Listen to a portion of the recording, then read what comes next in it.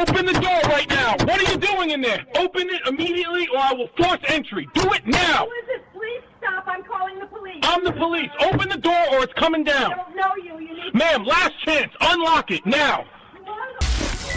The doorbell camera had been recording for just under a minute when the sudden banging began.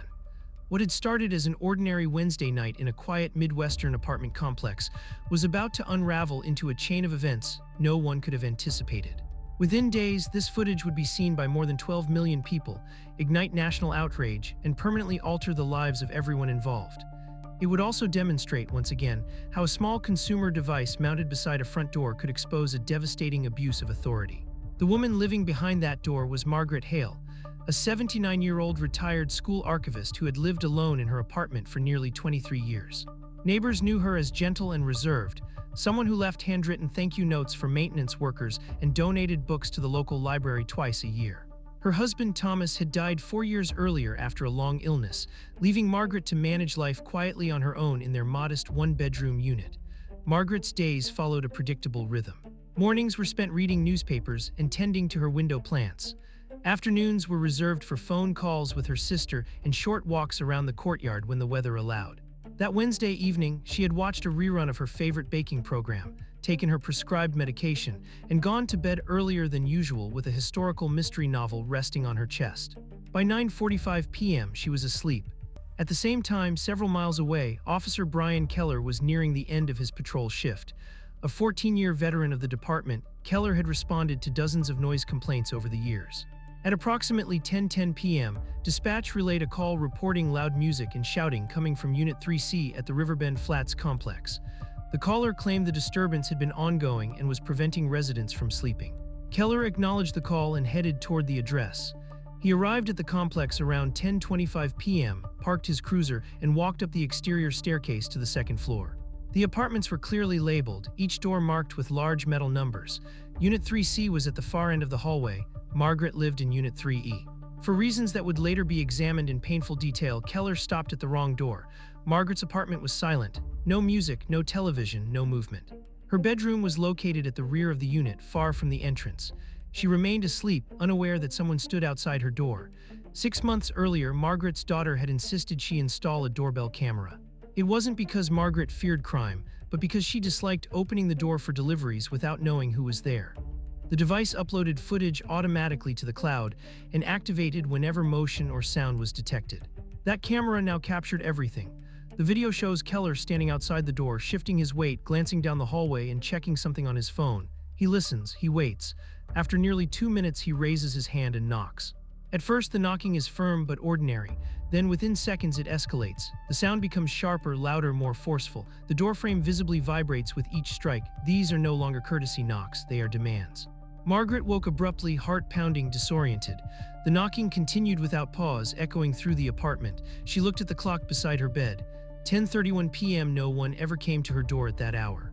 Confused and frightened, she wrapped herself in a robe and slowly made her way toward the front of the apartment as the pounding grew more aggressive by the second. Margaret paused halfway down the hallway, gripping the wall for balance as the noise continued without interruption. Each strike against the door felt closer, heavier, as if whoever was outside expected immediate obedience. Her thoughts raced. There had been no phone call, no warning, no reason anyone should be there. She felt a familiar tightness in her chest, the kind that only appeared when fear took hold faster than logic. She reached the door just as the knocking intensified again, the sound sharp enough to rattle the metal hinge. Taking a breath, she called out through the door, asking who was there. Her voice sounded small even to her own ears. There was no clear answer. Instead, a man's voice responded with urgency and irritation, ordering her to open the door immediately. He did not explain why he was there. He did not identify himself in a calm or reassuring way. The demand came fast, clipped, and impatient, as though compliance was expected without question. Margaret hesitated. Something felt wrong. She asked again who was outside and what they wanted. The response was harsher this time. The man's tone sharpened, his words carrying an edge of authority mixed with anger. He told her to open the door right now. The camera outside captured him stepping closer, nearly filling the frame. His posture was rigid, shoulders squared, jaw tight. He knocked again, harder, using the side of his fist. The sound echoed sharply through the small apartment. Margaret's instincts told her not to open the door. She had lived alone long enough to know that legitimate visitors explained themselves. They did not shout, they did not threaten. Her hands trembled as she spoke again through the door, telling the man she needed to know who he was. That was when the threats began. The man warned that if she did not open the door, he would come in anyway. His voice was louder now, angrier, stripped of patience. There was no mention of a complaint, no explanation of a call, no reassurance of safety, just demands. Margaret felt panic rise. She backed away from the door, her heart racing so hard she could hear it in her ears. From behind the door, she told him she was calling the police. The words hung in the air. Instead of calming the situation, they seemed to provoke him. The man responded with disbelief and frustration, as if offended by the idea. He knocked again, even harder than before. Margaret turned away from the door and hurried toward the kitchen, clutching her phone. Her fingers fumbled as she dialed 911. When the operator answered, her voice cracked immediately. She explained that someone was trying to force their way into her apartment, that she was alone, and that she was scared. The operator asked her to stay on the line and describe what was happening. Outside, the doorbell camera recorded Keller pacing back and forth. He spoke sharply into his radio, then returned to the door and knocked again. At one point, he grabbed the handle and twisted it, testing whether it would give. It didn't. Margaret, still on the phone, whispered answers to the operator's questions. She described the knocking, the threats, the fear she felt standing in her own home. The operator told her officers were being dispatched and urged her to remain somewhere safe. Then came a sudden silence. For a brief moment, Margaret hoped he had left. She was wrong. The silence outside the door lasted only a few seconds, but to Margaret it felt unnaturally long. Her breath caught as she listened, phone pressed tightly to her ear, the 911 operator still speaking softly on the other end of the line. She took a cautious step backward, every instinct telling her to put distance between herself and the entrance. Then the impact came. The first strike against the door was violent and unexpected. The sound was deeper than the knocking before it, a heavy thud that shook the entire frame. Margaret screamed, her voice overlapping with the operator's urgent questions. She barely had time to react before a second air followed, stronger than the first. The door gave way. Wood splintered near the lock as the door burst inward, slamming against the wall with a force that sent fragments skidding across the floor. Margaret stumbled back, clutching her phone, terror flooding every part of her body. She screamed again, unable to stop herself. The camera outside, still recording, captured the moment the door flew open and Keller surged into the apartment. His movements were fast and aggressive, his face tense and focused. His badge was visible, so was his expression, hard, confrontational, unyielding. Margaret stood frozen near the hallway entrance, dressed in her nightgown and robe, shaking uncontrollably. She was still connected to the emergency operator who could hear everything unfolding in real time. She demanded to know why he had broken into her home. Her questions came out fragmented, desperate. She asked who he was, what he wanted, why he was there. Her voice cracked with fear as she backed away, one hand raised defensively, the other gripping her phone. Keller did not apologize. Instead, he looked around the apartment quickly, scanning the room with suspicion. He asked if anyone else was inside. He questioned why she hadn't opened the door sooner. His tone suggested accusation rather than concern. Margaret tried to explain. She told him she had been asleep. She said she didn't know why he was there. She begged him to leave. The apartment was quiet. No music, no shouting, no disturbance of any kind. The reality of the mistake should have been obvious immediately. But Keller didn't retreat. The operator on the phone could be heard instructing Margaret to remain calm, asking if she was injured, and requesting a description of the man who had entered her home. Margaret answered through sobs, stating that he claimed to be police but had forced his way inside. Additional units were dispatched. Minutes passed in a blur. Keller continued questioning Margaret, his frustration evident. She sat down in a chair near the kitchen, visibly shaking, tears streaming down her face. She repeated that she wanted him out of her apartment. When the sound of footsteps echoed from the hallway outside, Margaret felt a small wave of relief. Help had arrived. The first responding officer entered cautiously and immediately sensed that something was wrong. She took in the scene quickly, the broken door, the terrified elderly woman, and Keller standing in the living room with no clear justification for his actions. She asked him to step aside. Margaret remained seated, still clutching her phone, still on the line with 911. The damage to the door was undeniable, so was the fear written across her face. What had begun as a supposed routine call was now something far more serious. The responding supervisor, Lieutenant Emily Warren, entered the apartment moments later. Her eyes moved immediately from the shattered door to Margaret, then back to Keller. The tension in the room was unmistakable. Warren had spent nearly 2 decades in law enforcement, and she recognized a critical failure the moment she saw one. She asked Keller to explain why he was inside the apartment. His response was hesitant and disorganized. He mentioned a noise complaint, spoke vaguely about concerns for safety, and gestured toward the hallway as if expecting evidence to appear. Warren listened without interrupting, then looked around the apartment herself. The silence was absolute. No speakers, no television, no signs of a gathering, nothing that could justify a forced entry. Margaret remained seated, wrapped tightly in her robe, her hands trembling. Warren knelt in front of her, lowering her voice and introducing herself properly. She apologized for what had happened and assured Margaret that she was safe now. The words came too late to undo the damage, but they mattered. Warren stepped aside and spoke quietly to Keller.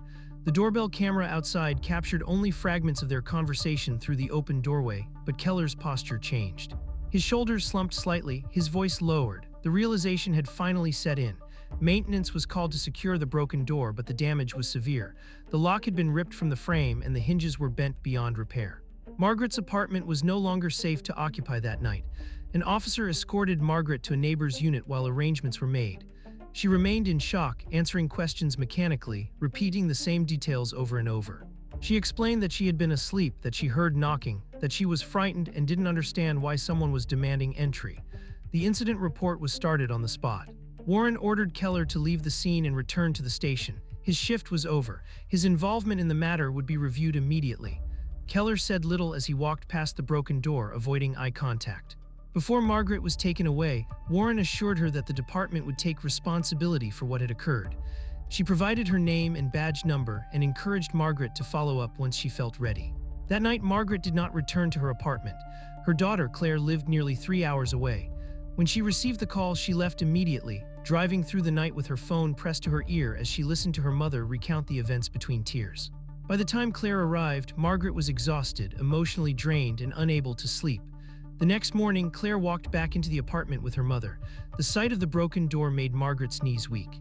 What had once been her safe, familiar space now felt violated and exposed. Claire began documenting everything. She photographed the damage, wrote down timelines, and requested copies of the police reports. Most importantly, she accessed the doorbell camera footage. When she watched the video for the first time, her hands shook with anger. The knocking, the threats, the forced entry, there was no ambiguity. Claire watched the footage again and again, each viewing reinforcing the same conclusion. This was not a mistake, it was a failure at every level, and it wasn't over. By the afternoon, word of the incident had begun to spread quietly through the apartment complex. Management reviewed their own security footage, but none of their cameras had captured the confrontation with the same clarity as Margaret's doorbell camera. The property manager, a man named Thomas Reed, had worked in residential management for nearly 20 years and described the footage as deeply disturbing. He arranged for immediate repairs to Margaret's door, though he knew no repair could undo what had already been done. Margaret stayed with Claire, unable to sleep alone. Every unfamiliar sound made her flinch. She checked locks repeatedly and refused to sit near doors or windows. The confidence she had built over decades of independent living was gone in a single night. Claire contacted an attorney specializing in civil rights cases. Within 2 days, they met with attorney Laura Bennett, who reviewed the footage in silence. When the video ended, Bennett leaned back and said plainly that the evidence was overwhelming. The extended threats, lack of proper identification, and unlawful entry created a clear violation of Margaret's constitutional rights. Bennett explained their options. A civil lawsuit could seek compensation for emotional distress, property damage, and long-term trauma. Criminal charges would be up to the district attorney, but the evidence would force their hand. She also suggested something else. Public release. Bennett had seen cases stall behind closed doors. Video changed that. Reluctantly, Margaret agreed. The footage was provided to a local news station. When producers viewed it, they immediately recognized its impact. The clarity of the audio, the visible aggression, and the vulnerability of the victim left little room for interpretation. The story aired that Thursday night. By morning, it had spread far beyond the city. Social media erupted. Millions watched the video, many in disbelief. Comment sections filled with anger and disbelief that an elderly woman could be treated this way in her own home. Officer Keller was placed on administrative leave within hours of the broadcast. The department released a short statement promising a full investigation, but it did little to calm public outrage. Protesters gathered outside the station, demanding accountability. Community leaders called for transparency and reform. As journalists dug deeper, Keller's history began to surface.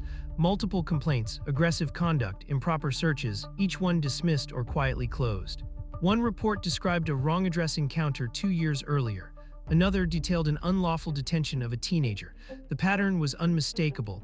Internal Affairs opened a formal investigation. They collected the doorbell footage, the 911 recording, and statements from responding officers. Supervisors were questioned. Emails were reviewed. What emerged was a timeline of missed warnings and ignored red flags. Margaret watched the coverage from Claire's living room, stunned by the scale of attention. She never wanted fame, she wanted peace. But she understood now that silence would only allow it to happen again. The camera that had once been installed for convenience had become evidence, and it was changing everything. The investigation moved faster than anyone expected. With the footage circulating nationwide, there was no room for delay or quiet resolutions. The district attorney's office announced that the case would be presented to a grand jury, citing the severity of the incident and the clarity of the evidence. For Margaret, the attention was overwhelming. News vans parked outside Claire's home. Reporters called constantly, asking for interviews. She declined most requests, speaking only once through her attorney. In her statement, she described the night as the most frightening experience of her life and said she still struggled to sleep without the lights on. Medical professionals evaluated her in the weeks that followed. A licensed psychologist diagnosed her with acute trauma symptoms consistent with post-incident stress. Nightmares, heightened anxiety, and an intense fear of being alone were documented in clinical reports. At her age, the doctors explained, recovery would be slow and uncertain. Meanwhile, internal affairs uncovered more than expected. Keller's personnel file revealed a troubling pattern. Complaints spanning nearly a decade had been marked unsubstantiated or resolved without follow-up. In several cases, supervisors acknowledged concerns in internal emails but opted for reassignment rather than discipline. One message described Keller as overly aggressive but effective, a phrase that would later be quoted repeatedly in court filings. Witnesses from past incidents came forward after seeing Margaret's video. Some said they had been too afraid to file complaints at the time. Others claimed their reports were ignored. Each statement added weight to the growing case. 3 weeks after the footage went viral, the grand jury convened. Prosecutors played the doorbell video in full. The room fell silent as jurors watched the knocking escalate, heard the threats, and saw the forced entry. The 911 recording followed. Margaret's voice, shaking and terrified, filled the courtroom. She testified in person. Her hands trembled as she described the moment her door exploded inward, the confusion, the fear, the feeling that her home had been taken from her. Several jurors wiped away tears. Lieutenant Warren testified next. She explained departmental policy clearly. Forced entry required a warrant, consent, or immediate danger. None had existed that night. She confirmed Keller had no legal basis for his actions. The grand jury reviewed Keller's history last. The pattern was undeniable. On a gray Monday morning, the decision was announced. Keller was indicted on multiple felony charges, including unlawful entry, violation of civil rights under color of authority, and official misconduct. The indictment effectively ended his law enforcement career. The department terminated his employment the same day. For Margaret, the news brought relief but not closure. The civil case moved forward alongside the criminal proceedings. The city's insurance representatives, faced with overwhelming evidence and public pressure, entered settlement discussions. Their legal team knew a trial would be disastrous. Behind closed doors, numbers were discussed, medical costs, emotional damage, loss of independence, all because of one night. The settlement offer arrived before the criminal trial began. City officials, advised by their legal and insurance teams, proposed a payment of $812,000 to resolve all civil claims related to the incident. There would be no admission of wrongdoing, but the amount spoke louder than any statement ever could. It was one of the largest settlements the city had issued in a case involving unlawful police entry. Margaret took time to consider it. Part of her wanted to stand in court to look Keller in the eye and to tell a jury exactly what he had taken from her. But she was tired. The constant attention, the medical appointments, the legal meetings, it all weighed heavily on her. More than anything, she wanted peace. With the support of her family and on the advice of her attorney, Margaret accepted the settlement. In her public statement, she made one thing clear: the case was never about money. It was about accountability, about ensuring that no one else, especially someone vulnerable, would experience what she had endured. She expressed hope that the case would lead to meaningful changes in training, oversight, and discipline within the department. The impact was immediate. Police departments across the region reviewed their forced entry policies. Body camera and doorbell footage were incorporated into new training materials. Supervisors were instructed to revisit unresolved complaints and reassess officers with repeated allegations. Keller's life unraveled quickly. With his badge gone and criminal charges pending, he struggled to find work. His savings vanished under mounting legal fees. Friends distanced themselves. Within a month of the settlement announcement, his marriage collapsed under the strain. His family quietly relocated to escape the attention that followed his name wherever it appeared online. The criminal case continued, but in the public eye, the verdict had already been reached. Margaret never returned to her old apartment. With part of the settlement, she moved into a small, secure senior living community closer to her daughter. The adjustment was difficult, but slowly the anxiety began to ease. She slept better, she laughed more, she started reading again. On her new front door there was a familiar device, a small camera, unassuming, silent. Installed not out of fear, but out of understanding. Because a device designed to watch for packages had captured the truth when no one else would. It protected not just one woman, but countless others who would never know how close they came to the same fate. Sometimes justice doesn't arrive with sirens or speeches. Sometimes it arrives quietly mounted beside a door, recording everything. This footage wasn't meant to go viral, it was meant to keep one woman safe. If a simple doorbell camera can expose abuse like this, imagine how many stories never get recorded. Do you think the officer's actions were justified, yes or no? Comment where you're watching from and whether this could happen in your city. Follow the channel for more real stories where cameras reveal the truth. Sometimes justice doesn't come from power, it comes from proof.